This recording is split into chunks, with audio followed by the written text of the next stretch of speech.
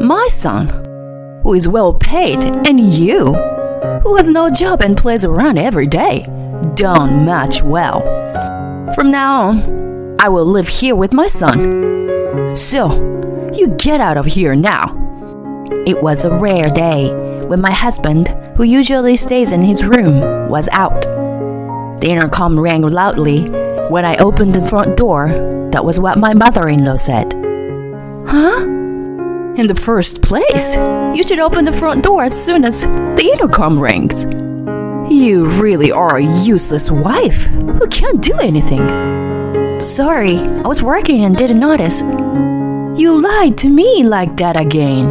I know that you lie about your job, that you don't do the house chores, that you spend all day long just doing nothing. It's not a lie. It doesn't matter whether you do something or not. My mother-in-law, who doesn't listen to me, smirks and shows me a piece of paper. Do you know what this is? What is it? They are the divorce papers, filled out by my son. He doesn't want you either. Now, sign here and get out of here. My mother-in-law looks down at me triumphantly and laughs. I do as I'm told and sign the divorce papers. My hands trembled as I gripped the pen. My poor mother, so happy with joy. She doesn't know anything about me. My name is Jasmine. I work from home as a freelance writer and editor. Until a few years ago, I worked for a publishing company, and thanks to my experiences from that time, I am still able to earn enough money to live on a steady basis. In addition, when I was working for the publishing company, I worked hard every day, and I had a good amount of savings. Therefore, although I am an unstable freelancer, I am able to live without any major worries. I met my husband Michael when I was working for a publishing company. At the time, I was still a fledgling editor, and Michael was an aspiring writer. I was making a lot of mistakes and things were not going well. But like me, Michael never gave up, even when he couldn't get the result he wanted. And his hard work and dedication to his dream inspired me. I worked hard too, never giving up. So I am the person I am today thanks to Michael. Michael's dedication not only cheered me up, but I found myself attracted to him. A few years after dating Michael, I married him. When I got married, I left the company and became a freelancer. The beginning of our marriage life was going well. I was not yet stable as a freelancer, and Michael was chasing his dream. We encouraged each other and shared half of the house chores and living expenses. After 2 years of marriage, my business began to stabilize. That's when Michael started telling his in-laws that he was a successful writer. In reality, he was not a successful writer at all. Rather, he had been rejected by publishers so many times. Even if he applied for an award, he would only make it to the second round. He probably wanted to reassure his parents, since I was painfully aware of Michael's feelings, that it would worry them to tell them forever that he wanted to be a writer. I said nothing and nodded along with Michael's story at my in-laws' house. In the beginning, all I had to do was nod. By the time his behavior as a successful author was on the board, I couldn't feel at ease at my in-laws' house. Not only did my in-laws believe Michael's story, that he was a successful writer, but they also started calling me a stay-at-home, useless wife. They saw me as a useless wife who was being supported by her husband, a successful writer. To work at home, freelance work style may indeed be difficult to understand and imagine. I don't think it was a way of working that my parents-in-law are familiar with, so I don't blame them. However, my parents-in-law's attitude toward me gradually escalated. Whenever I visited my parents-in-law's house, they would always say, "How could a wife who does neither work nor house chores show up at her husband's house? As I have told you many times, I am a freelancer, so I work from home. And the sharing of house chores is something that Michael and I discussed when we got married. I don't see how you can talk back to me when you don't even have a job. You say you work at home, but you don't have a good job. You don't make much money, and Michael takes care of you and your living expenses. Don't worry, I make a decent living and pay for our living every month. Oh yes, you don't get it. If you don't appreciate Michael a little more and act a little more gracious, I don't know when he'll leave you. If Michael dumps you, you won't be able to make a living. That kind of conversation continued. I almost sighed out loud, but managed to swallow it. I was about to say, I'm the one who earns most of the living expenses, and I'm also the one who does most of the house chores. It's Michael, who doesn't have a job and doesn't do the housework. But I managed to swallow it as well. In the beginning, I only heard various sarcastic comments when Michael was not around. Recently, when I was invited to dinner at my in-laws' house, Michael and I went to my in-laws' house together, and the only meal prepared was for Michael's portion. It has become the norm that there is no seat for me. On top of that, they seem to be talking about me to all our relatives, and even when I attended gatherings with other relatives a few times a year, they only sneak around and talk about me behind my back. I only pity my in-laws' attitude. I was not sad at all, but I was a little frustrated with Michael's attitude of just sitting back and watching and not even trying to stop them. On top of that, my in-laws think Michael is a successful writer, so they keep begging him to buy them things. Michael asked me to buy new furniture or appliances, even if ours are still usable. Michael wanted to make a good impression on his parents, so he bought whatever they asked him to buy. And I found myself spending nearly $2,000 a month on them. Of course, this was all from the money I earned. Michael took money from my account and wallet without my knowledge and gave it to my parents-in-law.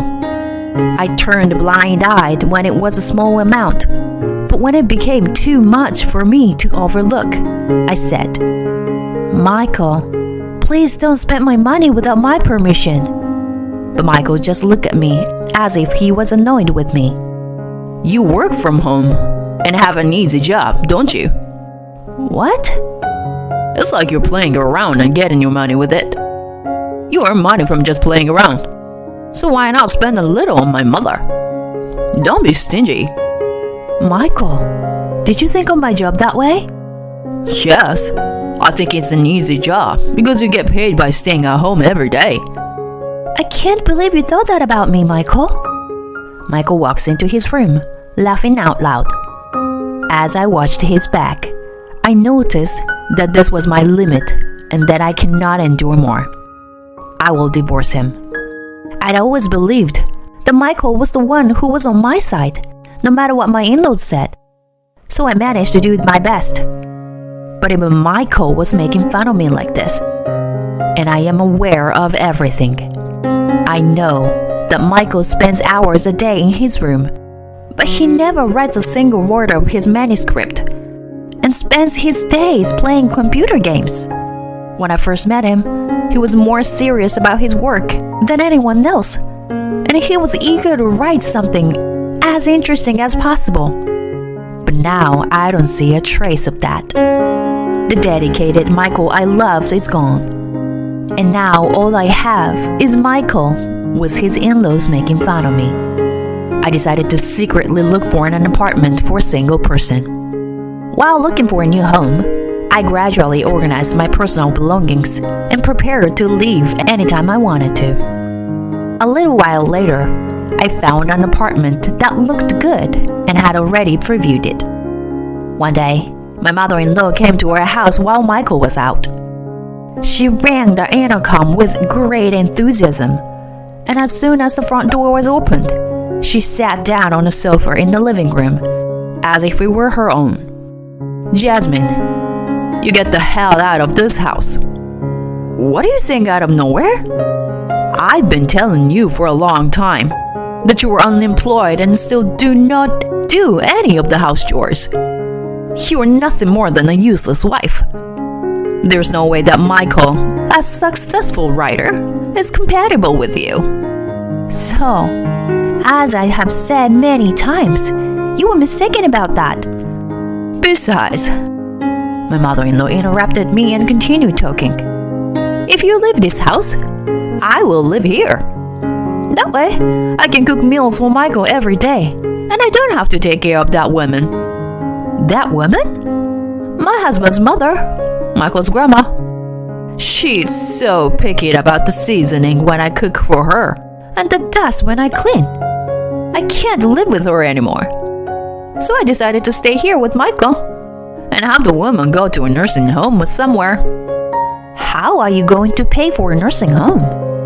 I'll just get Michael to pay for a few things like that out of his own money. He is earning a lot of money, so it will be cheap for him. But that's why you are in my way. Will you get the hell out of here? With that, my mother-in-law presented me with filled out divorce papers. Why do you have that? I made him fill out a while ago, telling him to get a divorce from Jasmine as soon as possible. Michael immediately nodded and filled it out. My mother-in-law is smirking and has a nasty smile on her face. I checked the divorce papers, and sure enough, they were written in Michael's handwriting. This was actually a good thing for me. I was ready to move out, but I was still thinking about how we were going to get divorced. I thought Michael would not want to give up the life he has now, and he would not sign the divorce papers easily. I was prepared for a long discussion and a battle with him. So how lucky I was to get the divorce papers filled out so easily. My mother-in-law looked a little surprised when I easily received the divorce papers and filled them out. But she soon regained her normal self-possession and said, "Now, get the hell out of here. Leave the furniture behind. Everything gets purchased with Michael's money. So, I don't think you can take anything with you." She laughed out loud. I quickly packed up my belongings and moved into the new apartment. I also filed the divorce papers at the municipal office on my way. Thus, I had a new life on my own without any problems. I was surprised at how comfortable it was to live without anyone interrupting my work and making fun of me. Somehow, I felt that my work was progressing better than usual. It was 3 days after I started living alone. While I was working at home as usual, I received a phone call from Michael. I picked up the phone, and the first thing he said was, "Please come home," he said in the most pathetic voice I have ever heard. What the hell is wrong with you now? "I'm sorry, I apologize, so please come back home." I'm not coming home. We have already divorced. I never agreed to divorce. That's not valid. But those divorce papers were definitely in your handwriting. That was just a little threat I was trying to make to you. I had no intention of getting a divorce. But that doesn't change the fact that you wrote them. Divorce is divorce. You don't need a wife who plays around every day, works on an easy job, and doesn't do any of the house chores, right? You get to live with your family you love so much. You can't complain. What's the problem? I'm sorry, but my family thinks I'm a writer, so they quit their job and moved here, intending to live on my dime. On top of that, they want me to pay for grandma's surgery, and there's no way I have that kind of money. I see. That's why you want me to come back. Yes, and now that they know I've been lying to them, my mom and dad are really mad at me. They're all clamoring for me to bring you back right now. You now know how hard it is for me. Please come back to me. Let's live together again. Do you really think I'm going to say, yes, I'll come back? I've told you many times, we're divorced. You have to take care of your problems. Don't be like that, Jasmine. no matter how many times I say no. Michael won't give up and hang on to me. I don't know how many times I told Michael that I was a stranger to him now, that we were divorced, and he got irritated. All right, I'll divorce you if you insist so much. But you know what? If you divorce me, you should pay for my parents' care and alimony, which you were supposed to take care of when we were married. What are you talking nonsense? Because, if you hadn't divorced me, my mom and dad would have ended up in a facility, and we would have had to pay for their care. So you should be the one to pay for it. And since you divorced me on your own, they found out that I lied about being a successful writer. And my mom and dad got mad at me and hurt me emotionally. All of this is because of your selfish divorce. I can't pay alimony. No, I won't pay that because I don't understand what you mean. In the first place, when we were married, it was you who said I was a jobless, no good wife. I don't know if it was out of your pride or not, but you were the one who lied about me and hurt me. Your parents and our relatives believed your lie, and they accused me. I don't want to say this, but I was much more hurt than you are hurt now. I'm not interested in you, who willingly made fun of me instead of protecting me. If you want money, why don't you just borrow it from a bank or anywhere else? With those words, I hung up the phone without hearing Michael's reply. I set my phone to block his calls and changed my phone number. A few months later, I happened to pass by my in-laws' house, which had already been sold and turned into a parking lot without a trace of my in-laws' house. While I was looking at my in-laws' house, a neighbor who happened to be coming back from shopping approached me. She told me that Michael's family had no choice but to move into an old apartment because they were all unemployed and had run out of money. Before they got out of there, they had been fighting every day.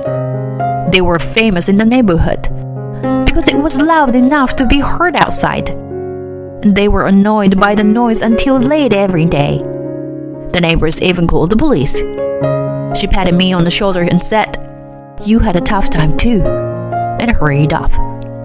I also turned my back on my former in-laws.